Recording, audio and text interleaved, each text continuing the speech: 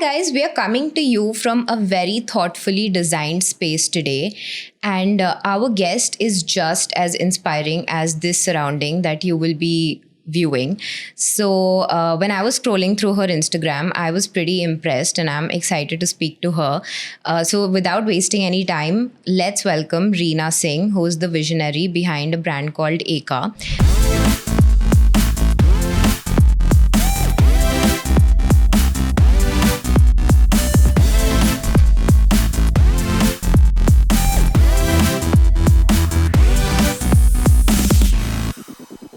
She will, of course, tell you more about the brand. It embodies a slower approach, and we'll understand the need for it in today's world.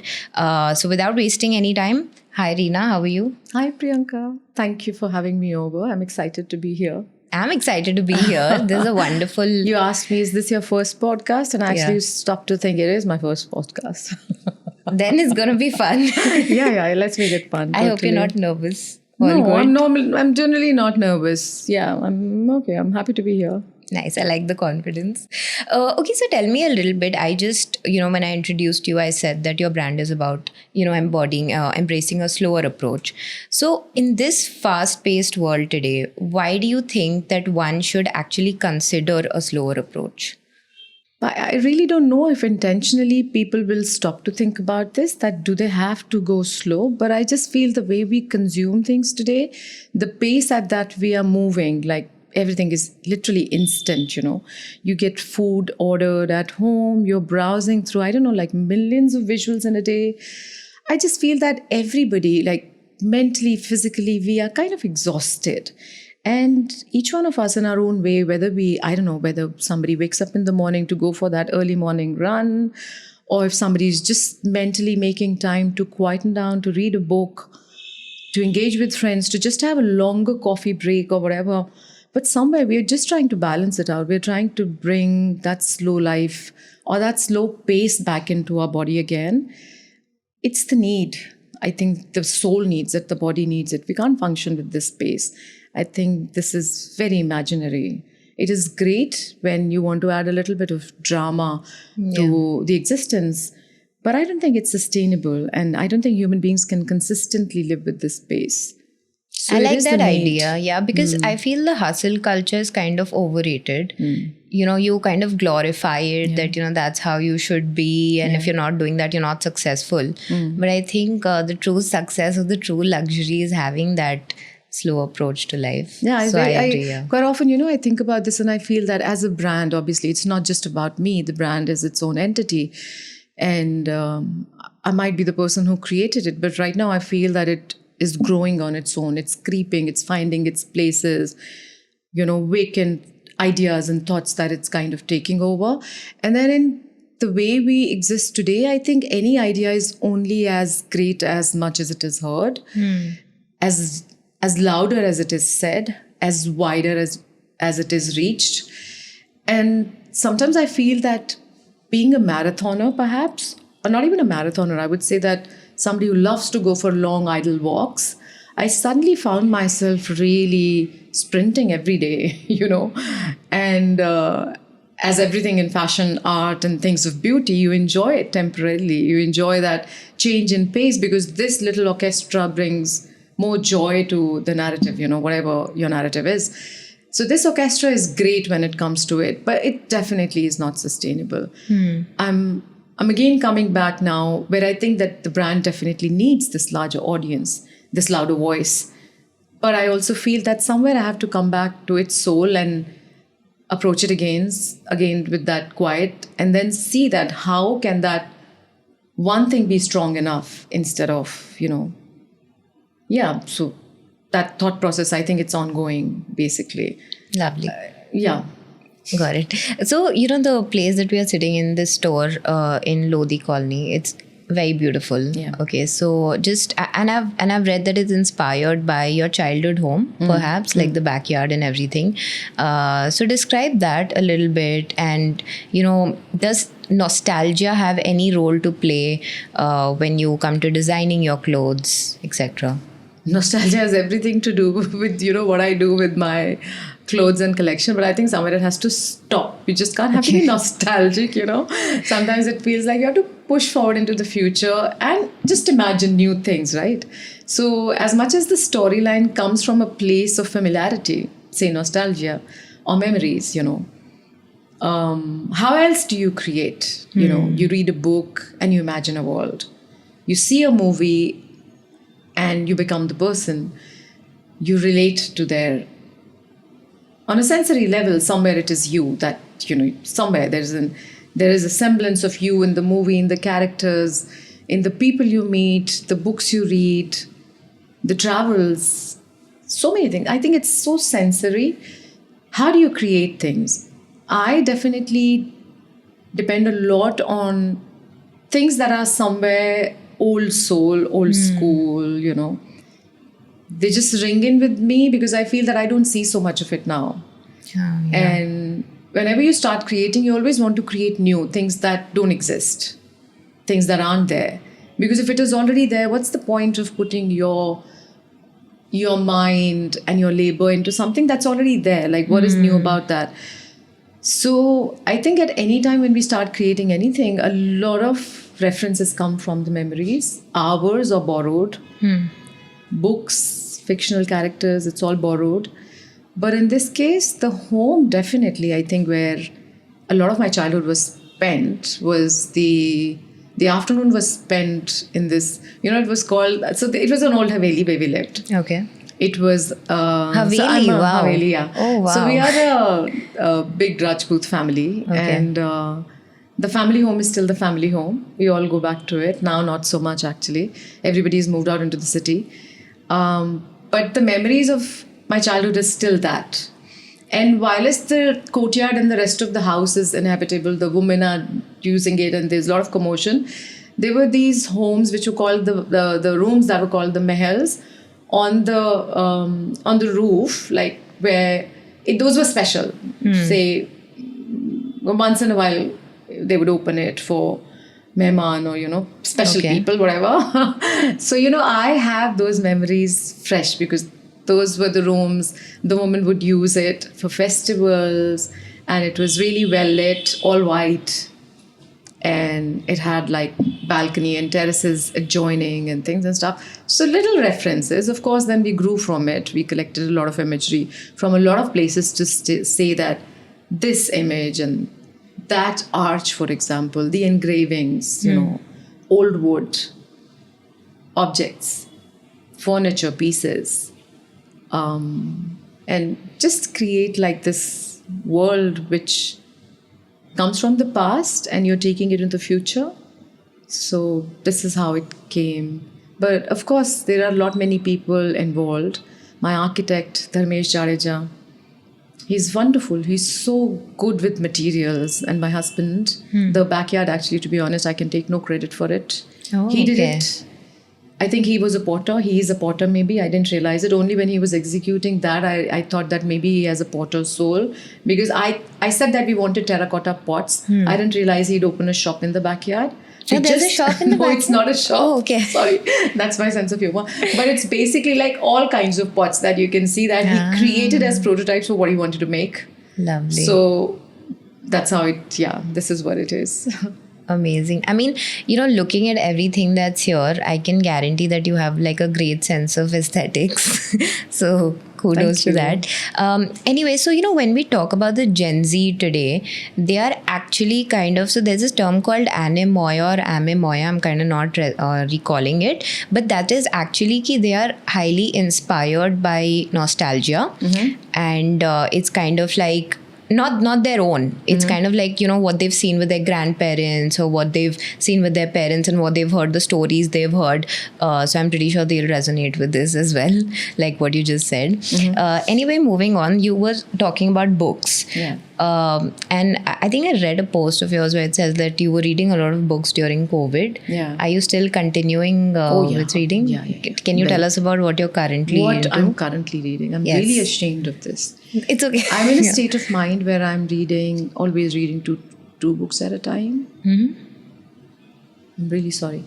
I'm just becoming this person that has a few tabs open at one time, and I'm aware of it. And I always keep telling myself that I have to be more mindful about how I use this one organ much more than any other. I imagine I use my brain so much because I'm always living in that one place which is not visible to the outside world, but I'm always there. So something is activated. Then I think I'm thinking all the time. Then I'm on Instagram, so it engages my senses all the time. And of course, then I'm a designer. Then a lot of us, when we are sharing our ideas, the brain has to process it, isn't it? And I feel that, in the process of doing all this, to get intensely into reading, sometimes, it becomes difficult. I'm not able to shut off. And I just think that it needs more mindfulness, more practice to get back to that style of reading again. But for example, I recently finished reading The Animal Farm, just like 2 days ago. I read The Spy recently again, small book. I am still reading Margaret Atwood, The Blind Assassin. So sometimes, and in the car, I'm carrying The Warrior of Light. I'm sorry, that's what I'm saying.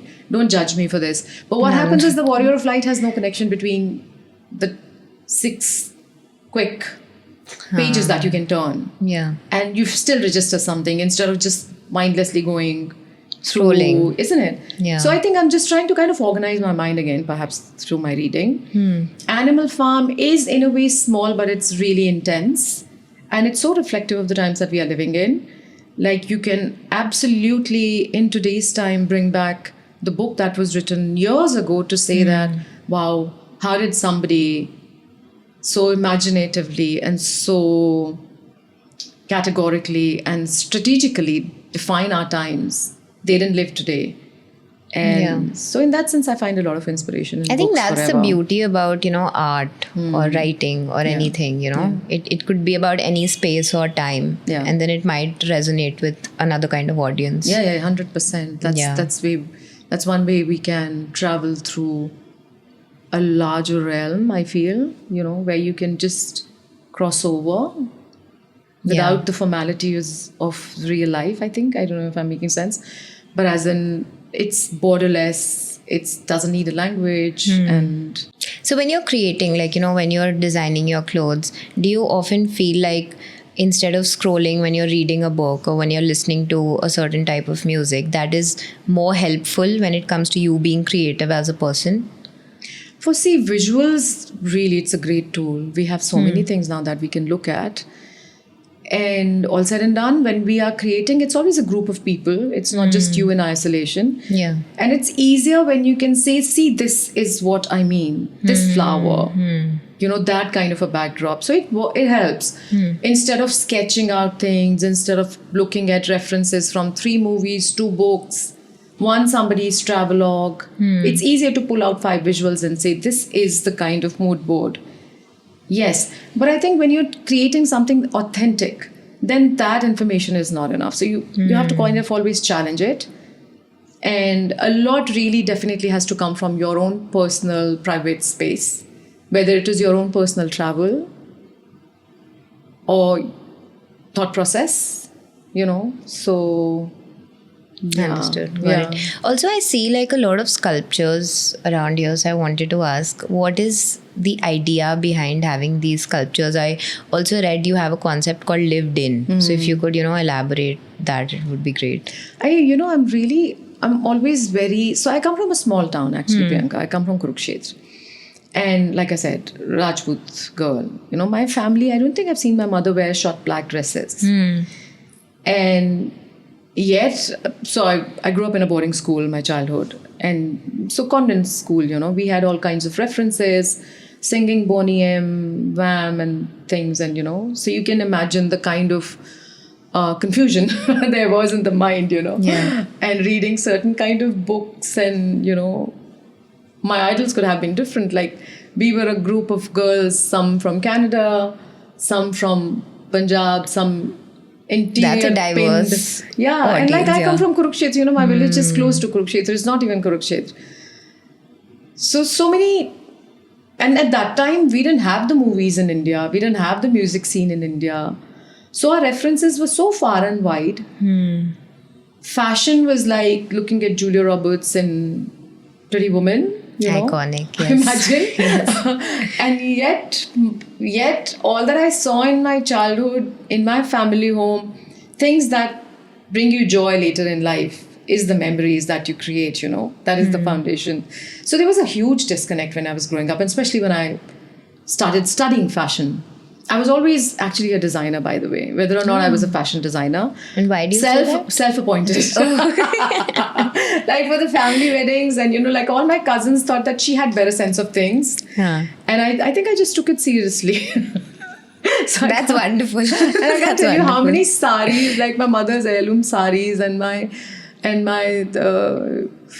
like cousin saris and things, like really heirlooms. We've almost cut and made some skirts out of it, or did some, one shoulder gowns and things, what we wanted to become, I don't know. And crazy enough, like in Kurukshetra, what would be your outlet? We would do these shows रात को when everybody is sleeping, हमारे room में खाली lights on करके, dim करके, the girls are dressing up, becoming models, and we are doing the catwalk like in the Vam Brothers song, That's actually advanced, because I was just a self-appointed teacher as a child, like most people, like, most girls, we just dress up and like, you make those soft toys sit in chairs and like you teach them. Okay, so that's what I used to do. But yeah. So mine was a group activity. Okay. So I'm thinking that the others would have been equally crazy, maybe. Or, of course, they had these hidden desires to be models or actors or whatever else, So, and then the learning into fashion, like the education into fashion, when you realize that, the access is easy. It's a very democratic space. Nobody gatekeeps fashion. The entry is not denied to anyone. It's very, very democratic. But to be here and to be considered somebody worth their while, you have to build on an authentic story, on who you are, where you come from. So the story of this girl from Kurukshetra wanting to model on a Julia Roberts song didn't fit in. Really early years, I'm saying, like, maybe my early 20s. I went to study further in UK. And it's the time when I really had like this knock-knock situation, when I felt like, but I don't do anything better than the people here, because the way they work a black dress or things, it's so much more better, The way they wear their heels, the way they do their fashion is different. Yeah. So, of course, my fashion is still when I wear that Banarsi sari. And I do my thing, and I feel like there is some strong characteristic, sense of who you are. And thankfully for me, I came back to India. I got many opportunities to really engage more and more in the same space where I came from. My experiences with NIFT, documenting crafts across the country, working with craftspeople, brought me back to, I think, my roots, where I started from. All I had to do is just like put everything together, package it, create a product that was for me. I was my audience. I was making things for myself.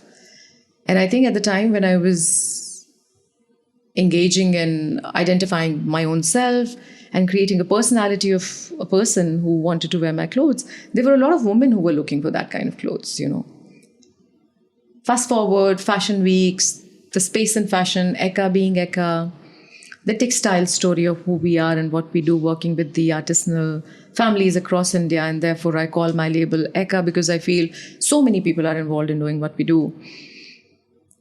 And yet keeping the real essence of that girl from Kurukshetra alive, who was still a dreamer. And for her, clothes was poetry. The expression really of clothes was poetry. And actually opening a retail store opens your soul, really, your world to the people. Like anybody can walk in and walk out, just touch the clothes and go. So it needs a lot of confidence and a strong sense of belief. And I felt like the tagline "Clothes for Poets" justified us, Yeah. I was actually going to ask you that eventually, but thank you for saying that on your own. So that is your whole concept of lived in, basically. It's like, I'm going to come to lived in, but the sculptures basically came from the place where I thought not mannequins. not fashion mannequins. That's what I was thinking. So went back and forth about how to do the space, what to say, how to present, what is our vision. And the idea was to not to confine, So therefore we casted this. Real people, like models actually, a dancer, and a research documentary artist, and a dancer. And Shreyanshi, who's also my colleague, she does a lot of research and documentation work with Eka. She's one of my models, and we actually casted them. It was fun. And then we were like, okay, now we put the clothes or we don't put the clothes. But these are the women who we are talking about when we are saying, clothes for poets. When you're talking about real people, see, fashion has this connotation that you're supposed to fit in. That's what people actually think when they think of fashion. Yeah. And like you previously said, no, it's a very welcoming industry. But a lot of outsiders actually do not feel so. Like, for whatever reason, they feel it's like very niche, confined. It's for a certain group of people. Fashion is not really for us. Fashion for us means just like ordering something online and wearing it. Like a lot of people think that way. Yeah. So anyway, coming back to the point of real people, how does one break this notion of fitting in and actually embracing who they are through fashion, according to you? Yeah. Like, how do you identify ki, okay, yeah, this is my fashion style. I'm gonna accept who I am and just be my own self. See, at the time when I started doing what I'm doing now in the world of fashion, years ago when I started it, I definitely felt like I don't want to fit in and I don't want to stand out. I don't want to be put in a corner. I just want to create a space of my own, especially India to the world. There are so many gimmicks that have been exported, so many gimmicks, like the color red. I don't know, the whole stereotype of the Indian woman, Banaras ke ghat, Jaipur ka sab kuch. There's so much more to India. There's women like you, there's women like me. I don't have to wear a sari to be an Indian on the streets of the world, I don't have to wear a tiki. I don't have to wear a kajal. And yet I still want to be who I am. I'm not a high street label in the world. I can't be. I think the way our bodies, our skin, everything, it just needs, I think India needs a unique fashion calendar of its own. Yeah. It needs its own definition, dimension, and it does not have to come from the royalty. It doesn't have to come from the nostalgia of the magnificent past. We are somebody after it. We are a thinking generation. We are an intelligent people. We do so many things for the world. Who's documenting them? Who's talking about them? Who's saying the story of these people? That is you and me. That's why I did the lived in story, where I said, one narrative of Eka is always going to be about people. Like you said, that fashion and what is somebody's relationship with fashion, and an ordinary person feels that I don't need it. Yeah. For me, for Eka, for example, I always say that lived in is the phrase that I use for a lot of my campaigns, and we storytell it season after season, where we bring in a lot of people from real walks of life. We have worked with Mittu Sen in her studio. I did like a small phone interview with Arundhati Roy once, and I said, Arundhati, talk to me. She's been my muse. I'm never to say that. She's my muse. She wears Eka. She wears it on her every day. Oh, nice. I don't want her to wear Eka on a red carpet or, wherever else. As a person, if she resonates with what I make and who she is the kind of confidence I think somebody gave me when I walked from Kurukshetra to a city like Delhi. Yeah. Clothes, I think, is our expression. It's an armor. When you don't want to announce yourself. I read a statement by Alexander McQueen somewhere where he said that I want people to be scared of the woman who I dress when she enters the room. I don't think we are that kind of people. Largely Indians, we don't scandalize a room of people. we find our place. Because we have that, I think so, I strongly feel and believe in it, that we are really self-assured. We find our place. We're everywhere in this world. Like, there's this whole culture situation. There is this whole community, and there is the ecosystem. It's a very intelligent ecosystem. If you look at how the communities, even the regional smaller cities, villages, all these communities are very intelligent. Yeah. I think we're dumbing down for some reason, industrialization or whatever. Anyhow, that's a longer thing. But I felt that these real people and their stories and who we are and who we talk about, what is the India that we are talking about, who are we, all this needs to come to focus, and we need to talk about it. We photographed and filmed Kiran Rao in her home studio. Gave me a different dimension of who Anita is. Imagine the fashion director of Vogue and the iconic woman who is behind that is such an intelligent, grounded, really beautiful mind. And perhaps my expression was very little of the magnanimity of a person. But I think that this larger conversation about women of India is somewhere left out of context. And that is what I want to document. So we do this lived in series. The last year we did it with men's in Goa. This year we did it with a small group of people.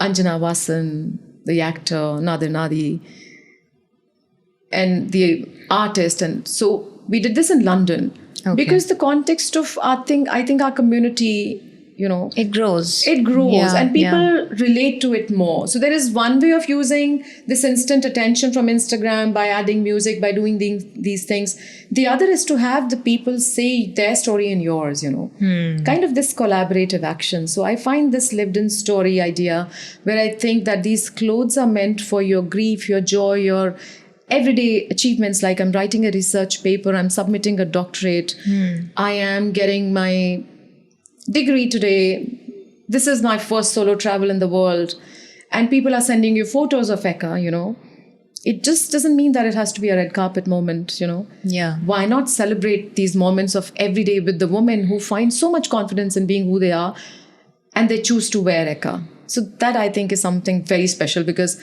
I would have loved somebody to be that label, that brand, that person for me when I was stepping out in the world to be my own person. I don't know if you understand what I'm saying. No, I'm totally understanding. It's a very emotional space for me, and I feel I must continue to do what I do.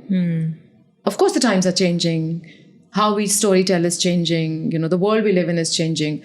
But certain ideas of how people relate to others, how we experience somebody else's story as ours, this doesn't change. No, I think these stories are very important because women in India also have so much more to themselves. Like you talked about Anita. It's not like she's just, a person who used to work for Vogue. It's not just that, right? She has much more to her. You have much more to just your label. I have much more to just currently, like I'm doing a podcast, so I have much more to that. So it's like, we have so much more to tell, and it's lovely, like the initiative that you're doing. That's quite great. Thank you. Thank you. So sustainability, the term has actually become a loose term.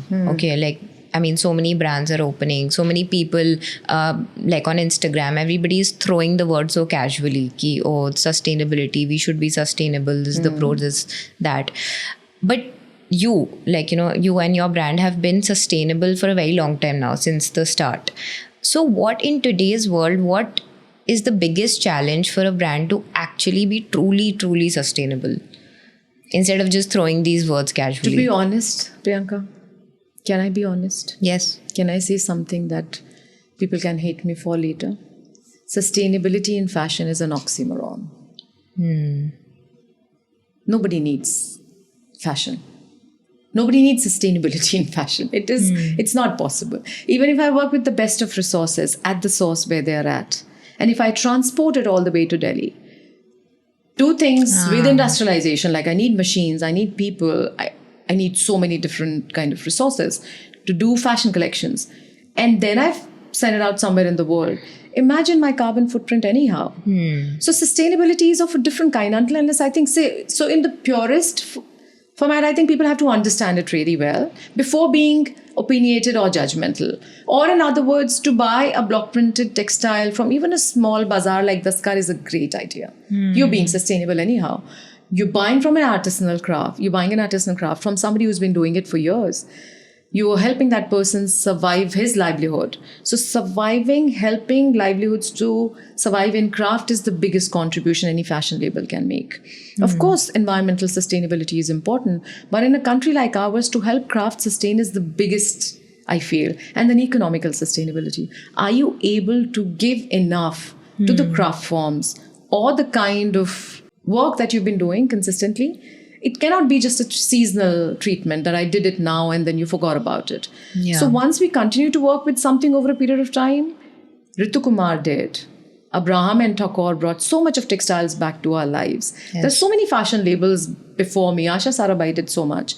And therefore, I am interested to do what I'm doing. I still find it's cool. And I'm thinking some people from the other generation, the younger kids, the Hanuman kind inspired rapper music listening kids, they're going to look at these clothes and listen to Nadir Nadi or some other younger, people telling their story and find it cool and then carry it forward. So it's a relay. No, it is cool. I recently took an interview of Dee. Like she has a latest album called Jackfruit, I think. Interesting. Yeah. And it's all about her heritage, her culture, her grandmother's home, all in her music. Yeah. So people are doing that today. Like even in our generation, people are resonating with that. They are listening and they are getting appreciation for it. Yeah. You just have to reach your audience, depending. Your audience, maybe for their audience, it's the music, people who listen to a certain kind of music to get them back into their roots, attached again. So that's what, Lovely. Okay, this was a great conversation. Do you have anything else to add before we play a quick rapid fire kind of a game? No, I'm good actually. I'm really enjoying this conversation. It has been really, I think for me, it is also internalizing a lot of things that I speak for the label. It's almost like... That happens when you speak to somebody, you think, this is happens. actually... So, Yeah. Great. Okay. No, I'm really grateful for the opportunity. I think... I'm enjoying it. Okay, so let's just let's begin. Okay. So we just call it like fashion in a minute. So let's just be quick about these questions. Okay. I'll try to be as quick as possible. If Eka had its own fragrance to match its aesthetic, what would it smell like? Jasmine is too strong, perhaps, isn't it? Neroli? Okay. According to you, what's that one accessory or item that completes an Eka look? I think a good pair of shoes. Okay. For sure. Lovely. A winter ritual or tradition you are looking forward to since winters are coming? I always travel. I find this 10 days quietness somewhere and we go really obscure. We go to really places where we haven't traveled before. That makes me come to my next question. What is your next travel destination? Oh, already? Yeah. I have to go to the south of India this time. Oh, lovely. Yeah. Okay. Nice. And I'm still discovering Japan, by the way. It's almost like 12 years of going to Japan, but I always want to go even more remote and find new things. I am just going to Japan in mid-November. Okay. Yeah, I've been before. It's a great travel destination. It's a great travel destination. Plus, I love the plethora of Kit Kat flavors that they have. It's like so fun to see. It's like some pumpkin, some crisp apple, I don't know, bubble gum. They have like tons of flavors. See, now Japan really, it relates so differently to everybody. Yeah. There's so many different kind of travelers who would go to Japan for their own, search. Yeah. Yeah, that's A hidden gem in India, according to you, that not many people know about?